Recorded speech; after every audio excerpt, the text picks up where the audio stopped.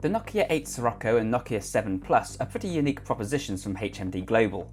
It's the first time I remember seeing a flagship device that isn't 100% superior to its mid-range counterpart. Thus, the decision as to which device to go for is not simply a matter of budget in this case. Let's break it down then and see what the differences that matter really are. Take the design for instance. Don't get me wrong, the Nokia 8 Sirocco is a flagship device in many regards. It's just that a lot of its most compelling features also come with caveats.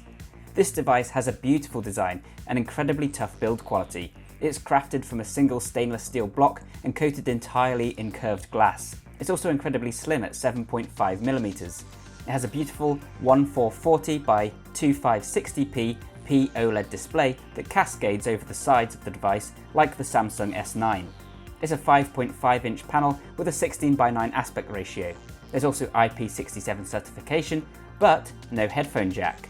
Though we can trust that in this case the omission really was in service of the slimmer form factor. I said in my review that I loved the design. It feels weighty and has a really unique look to it that you really have to see in person. I personally really liked using it.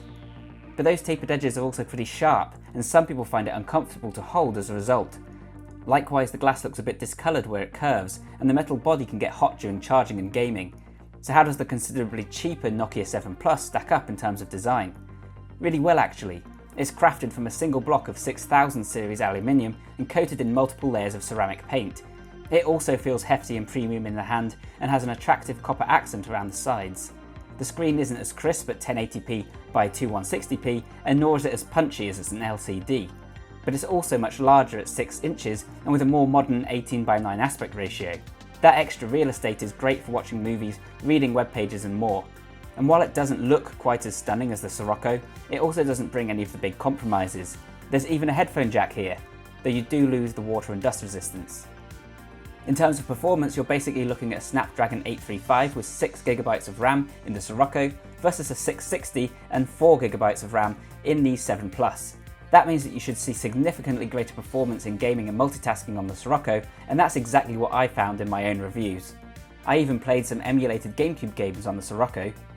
But this discrepancy comes with disclaimers too. For one, the Snapdragon 660 is likely to be more than sufficient for pretty much all your gaming and productivity needs, even if this isn't a flagship chipset.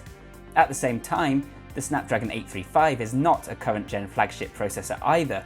The 835 is no slouch at all, don't get me wrong, but if your reasoning for choosing the Sirocco over the 7 Plus was that you wanted the very best, well then it doesn't quite add up. Both devices are running Android 8.1 and are part of the Android One program, so they're nippy and stocky in that regard. The Nokia 8 Sirocco has more storage at 128GB versus 64, but the 7 Plus has the bigger battery at 3800 mAh versus 3260 mAh. And this is very noticeable when it comes to the idle times, which are fantastic on the 7 Plus. And finally, the camera setups are also interesting. Both devices have dual cameras with the exact same specs on the back, but around the front the Nokia 7 Plus actually has a slightly higher megapixel count. It's only 5 megapixels on the 8 Sirocco versus 16 megapixels on the 7 Plus. So in theory, the 7 Plus actually has the superior suite of cameras, all things considered. Though strangely, I did find that the Sirocco actually delivered slightly better pictures from the rear shooter. This might have something to do with the more powerful processor, which maybe allowed for better post-processing.